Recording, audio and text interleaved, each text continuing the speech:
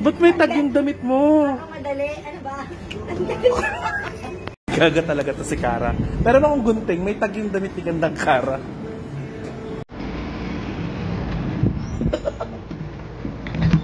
Oh my God, di sinuot mo kahit ano. May madali kasi ako, late na ako. Kaya kung ano yung madampot ko, bigay din to eh. Oh. Visit ka! Gusto na lang hisit yung ako. Pero nanghihirap ka sa akin ng powder. Nasaan yung powder mo? Wala akong dala ngayon. Wala kang dala. Saan ka natulog? Sa bahay, baliw. Masama. Eh bakit wala kang powder kung hindi mo... Hindi naiwan ko kasi kaya nga tanong, pati damit ko may ano. Sure ka? Oh, Eh bakit may tag pa yung damit mo? Bakit bago yung damit mo? eh kung nga yung galing sa pasalubong, naisuot ko na agad. Saan ka nag-overnight? Bali. May charger ka ba doon? Ha? Charger? Bakit wala ka ring charger? iPhone? Oh, Ayun. Wala ka ring charger, may tag yung damit mo. Wala, so, lang. nag-out of town ang Gaga kahapon. Oh. Nagwala naman sa Pero anong oras ka dumating kagabi? Mga 10. Oh, 10. Sino nagsundo sa'yo? Kapatid ko. Kapatid. Lakas maka-intriga. Yes.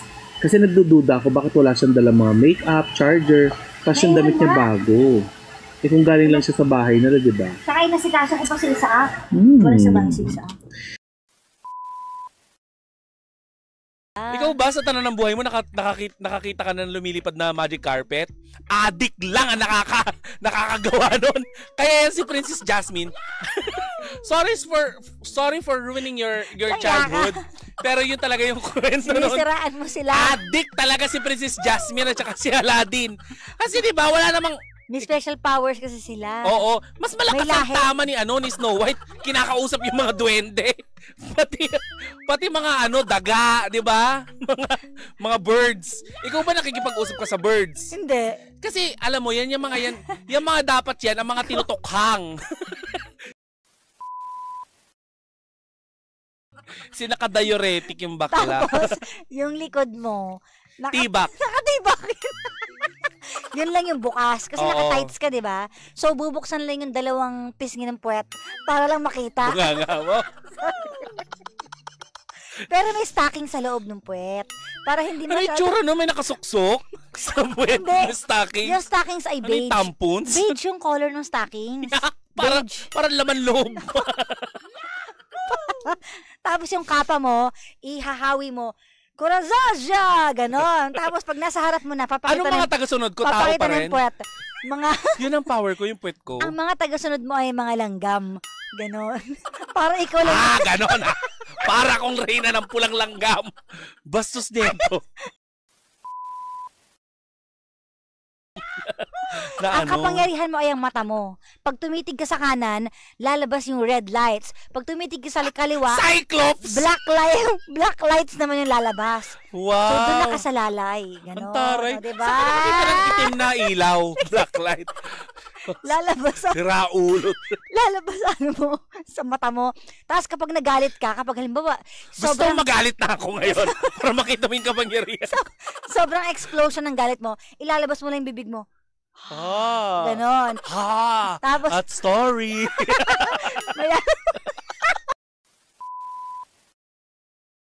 kayo. Hanggat nabubuhay ka, may paraan ka para nang sa ganun ay maging masaya. Oo, ikaw talaga gagawa eh. Ikaw talaga ang sasagot sa mga Di sana sinasabi mo yun sa sarili mo. Ginagawa ko na. Kanina pinapayuhan kita sa labas, di ba?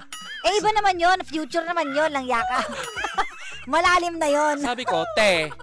Kaya palayas niya na ako. Sabi ko, te, ang kaligayahan mo, dapat nakadepende yan sa'yo. May kasama ka o wala, masaya ka. Totoo naman, ginagawa ko naman siya ngayon. Kaso, ayaw na. Pag niyaya kita mag-gibars, sama ka? Hindi. Hindi ako mahilig sa lalaki. Te, ako nga, nung niyaya mo ako mag-Diwata Paris Overload, pumayag ako. Huwag naman sa gay bar, sa iba na lang eh. Subukan lang natin. Hindi ko kaya talaga sa mga lalaki. Sa mga merlat. Okay lang. Confirm. Shibule. Hindi kasi, ewan ko ba, ayoko ng mga nakikitang, ayoko nga na nakakakita ng mga muscle-muscle eh. Ayoko ng ganyan. Eh bakit pinag-gym mo yung jowa mo? Sino jowa? Ay. Ayan naman. Ayoko na, basta ayoko yung ganun. Ewan ko ba, tuwan-tuwa sila pag nakakapunta sa gay bar, ako hindi. Dami na nag-aaya sa akin dyan. Oo. Hindi ko talaga bet. The measure of our humanity is our ability to apologize because of our own misgivings. Sukatan ng totoong pagkatao natin ang kakayahan natin humingi ng paumanhin pag nagkakamali tayo.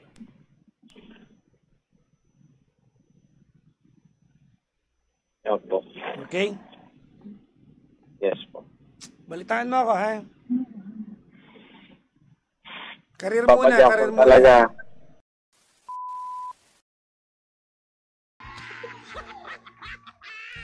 Ano daw ginawa ko maghapon? Maghapon? Anong ginawa ko? Galing ako ng creative din. Oo, yung aking talent agency. Hindi akin yun ha. Ako ay member nun. Okay? Oo. Hindi, talent nila ako. Kami ni Gandang Kara. So, nakipag-meeting lang ako doon.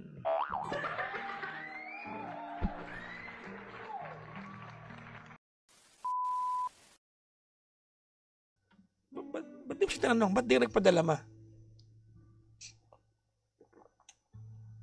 Kasi kung di ko tinanong yung college mo natin, di mo kasabi-sabi nagpadala nanay mo. Ang kwento mo lang, umalis siya na walang pinadala at all at umuwi ng utang na andala. Hindi ko magets yun. Kasi kapag malaman mo na nagpapadala pala siya or what not, di ba? It will put you in an awkward position to say, ma, thank you kasi nagsakripisyo kasi pambansa. That's going to happen. At ayaw mo nun. Kasi para sa utak mo, wala namang kwenta yung nanay mo talaga.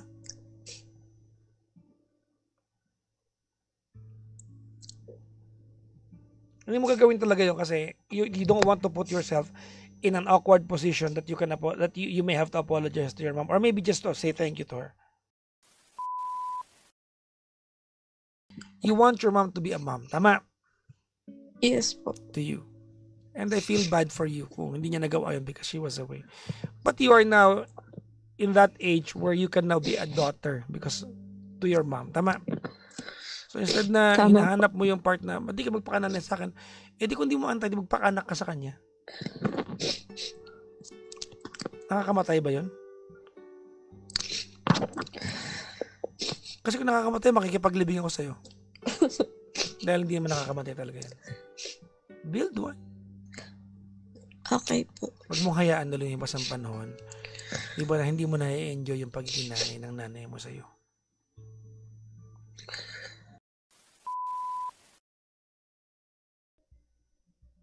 Especially yung bunso mo, te. Especially, nagigas niyo ba yung, tignan niyo tayo may mga utak tayo. May nanay ka na, monthly mo nakikita, ang hirap magpaano yung bata, ang hirap paliwanag. Iho nanay mo, alis mo na 1 month. There will be nights, your son is gonna cry his way to bed. Hindi ba't matutulog siya nang wala yung nanay niya? Bakit siya nag-almusal na hindi yung nanay niya naghanda? Palagay mo na itindihan niya yun! Tapos ikaw nandito ka sa Maynila na walang dahilan!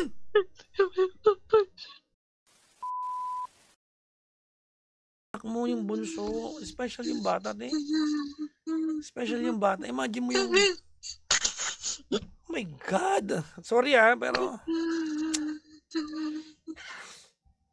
I know I'm a teacher and then yung anak ko gano'n. Hindi ko pa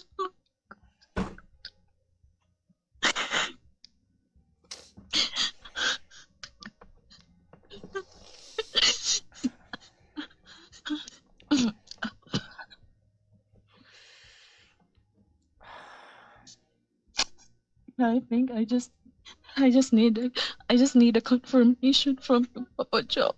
Kasi matagal na talaga kitang pinapakinggan. So, siguro yun lang talaga hinihintay. Wala kasi ako pasabihan.